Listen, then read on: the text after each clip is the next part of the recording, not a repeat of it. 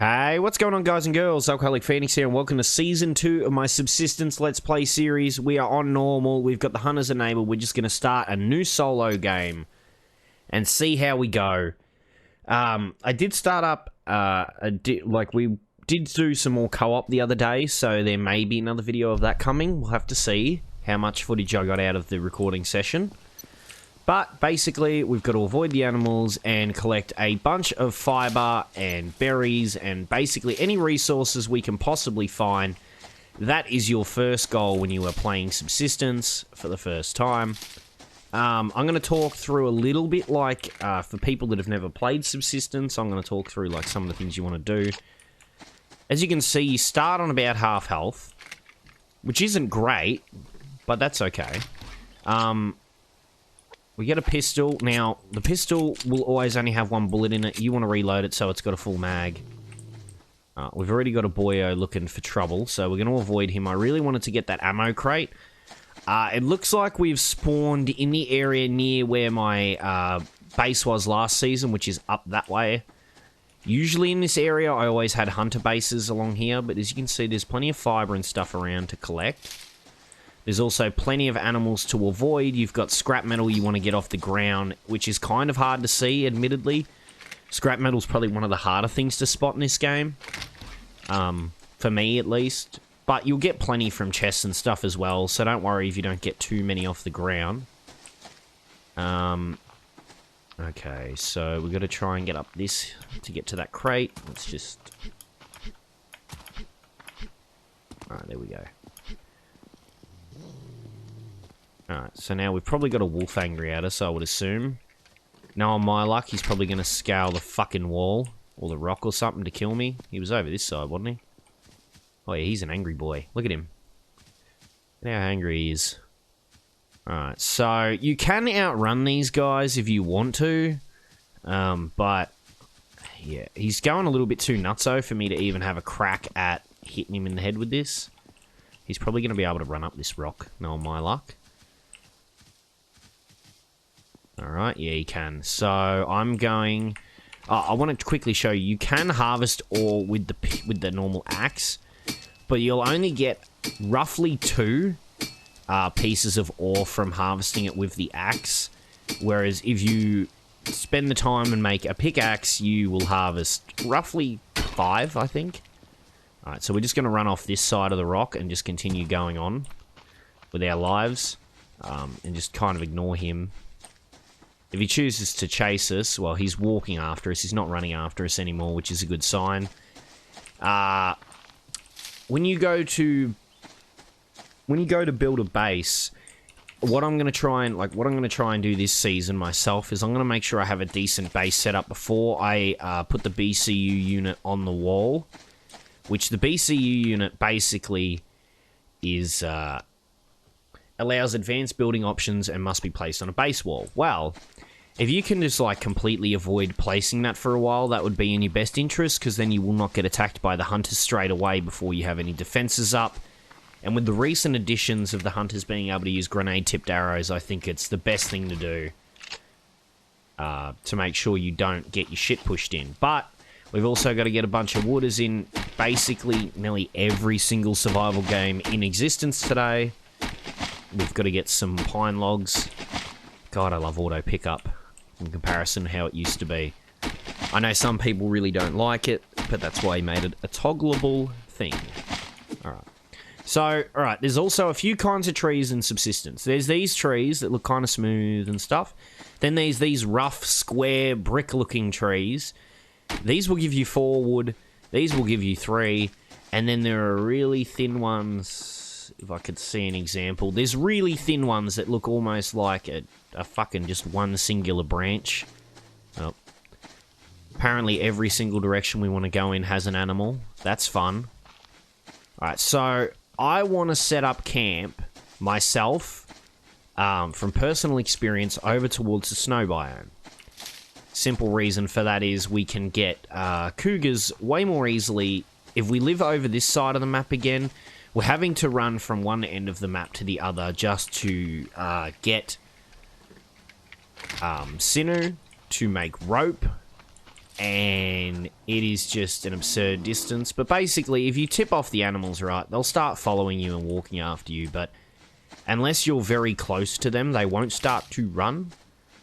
So you'll easily, you know, just outrun them. As long as you've got full stamina as well, you are faster than them, or at least of equal speed, so as long as you don't stop, they'll never catch you. Alright, so also early on in the game, I've decided that kelp could be a very efficient way to keep yourself alive. If you don't know, in this game, you've got both a protein bar and a fruit and vegetable bar. Your protein bar is the chicken drumstick on the top, and then your vegetable bar is the carrot in the middle, and the bottom is hydration, which is water. Now, an easy source of fruit and veg I've found is going to these lakes and grabbing out the kelp. So that, I think, is the plan. If we can get some kelp, then we're not going to have to worry about fruit and veg. Like, if we don't collect a lot of berries, it doesn't matter. We'll be okay. We can probably honestly eat some of it now. And what I will do is I'll drink this, and then I'll put this in my hotbar, right-click, fill with water. Now it's dirty water. So with it being dirty water, it means I do have to cook it to turn it into drinking water, but that's completely fine. If you don't recognise this area, this is the area in my co-op series as well. We built the house right there and stuff like that. So just so you guys and girls are aware. But basically, I want to head over to that side of the map. That's my plan. We're going to see how it goes this season, living over a different side of the map. But just all for the convenience of the cougar, cougar harvesting. Fuck. All right, we can't risk that, because if we have that guy chase us, we're going to basically use every bit of our ammo on that one wolf. And I'd rather save it for a minute. Like, for as long as possible, really. We want to use it in a really desperate situation. If it's a situation we can completely avoid, we will just avoid. That is my recommendation, as to not waste a bunch of your resources. By the way, a lot of... when that game saved, a few of the plant fibers from over there went missing, I believe. Alright. So, now it's all an exercise in collecting... just anything. Getting a base foundation down, getting some basic walls down for now. We can always expand later. You can move building materials without destroying them. You can only move them one at a time. But if you want to extend an area out, you can always move a foundation over and put one in its place, and all kinds of cool things like that. Okay. Another level 3 wolf. Alright. So for you guys and girls that aren't familiar, if you die by an animal, the animal will level up. It'll go from level 3 to level 4, which means it will gain roughly, for a wolf, I think it gets about 15 more health. For a bear, I think it gets about 60 more health or something. I could be incorrect. But it used to be that if they killed you, they would gain full health. Now they don't. They only get 30% back. So don't be too alarmed. If they happen to kill you, you can always get them next time. If it becomes too much of an issue, let's say they're hanging around right outside your base. But if you do have a wolf chasing you and you have a base, jump on the base. The wolf will run. He will run away. This could actually be a really cool area. It's about midway between where I used to live and where I want to live. The only thing is I did want to live down near a river. Now, there is a lake, or should I say down near a lake? There is a lake over that way. More towards that side, like down. But also, there's if I can talk properly, there's these trees in Subsistence as well, which are really fat, broad trees. These will give you, I think, 6 wood apiece. That's 5. 6, yep. So the big trees will give you 6 wood. Alright. What do we got total now? 17. We want to get making stuff as well. The bow we can't make unless we make a bunch of cordage, which is made out of fiber. I do kind of want to get a campfire ready, which you just make sticks out of wood, and then we'll be able to make this campfire as well. So we'll have a place to keep us warm, because you will freeze to death if you don't have anything to keep you warm. But these are the trees that only give you 1 wood. Really thin, sickly looking trees. Oh my god, the lag. Alright, the frame rate, should I say. Alright, so that's a fiber one. The berry ones are kind of greenish in color versus kind of an, like, I don't know what you'd call the fiber. I guess they're technically green, but they're like a faded green, whereas the berries look like a vibrant green. Oh, a lot of planks. That is the good shit. Planks are used for basically everything building-wise. If you want to build walls or foundations and stuff, you're using planks, which is wood, which is 3 wood per plank. So it ends up pretty expensive. If you really love collecting wood, though, you'll be more than fine. Alright, so yeah, this is the lake I was talking about. So we could live up on that hill. It's not very far from the lake. Alright, so there's a wolf over there. Keep looking around. Couple wolves still hanging out.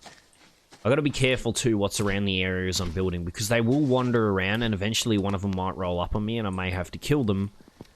So the more protected I am, the better.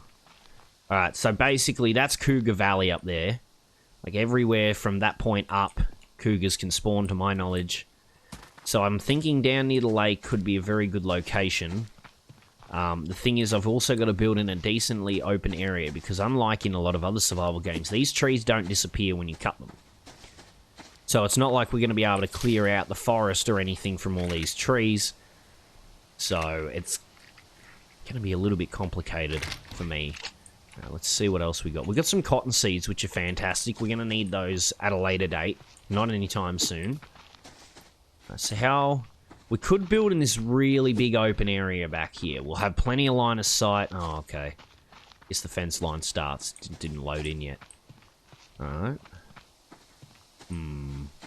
See, if I could eliminate these trees, this area would be good, because it's so up and down, though. I really need a flat spot to build, or a flat-ish area that I can make a big enough base. And I also want to avoid giving them too much cover.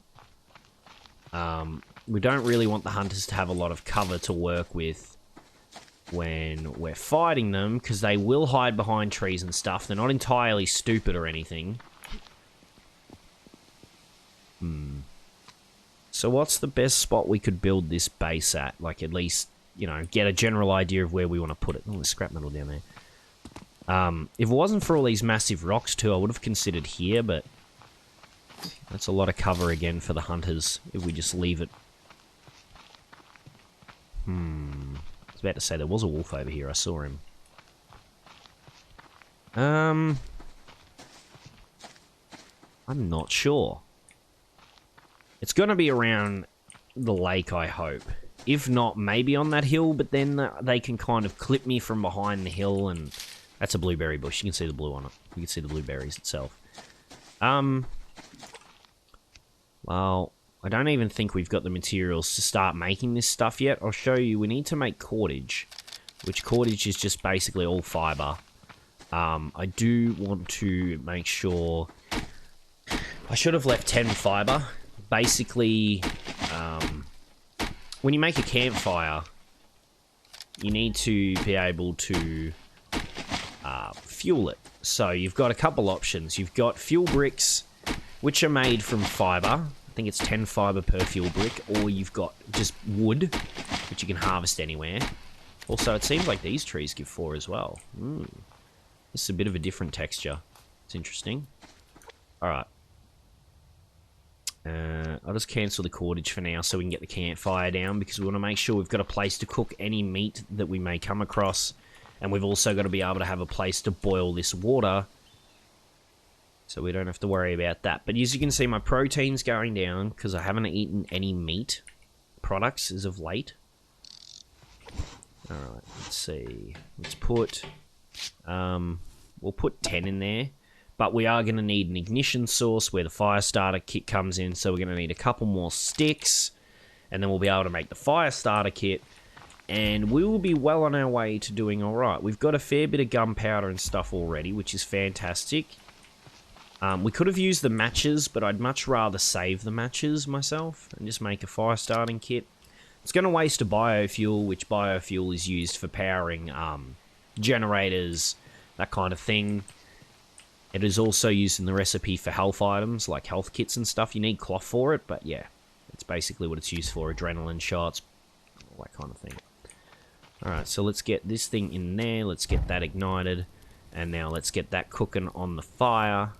Boom. Beautiful. Alright, so anyway, guys and girls, that is going to be the end of the first episode. If you liked it, remember to leave a like. If you want to see more Subsistence in the future, be sure to hit that subscribe button. Follow me on all my social media links down in the description below. Thank you all so much for watching, and I hope you all have a lovely day. Alright, peace!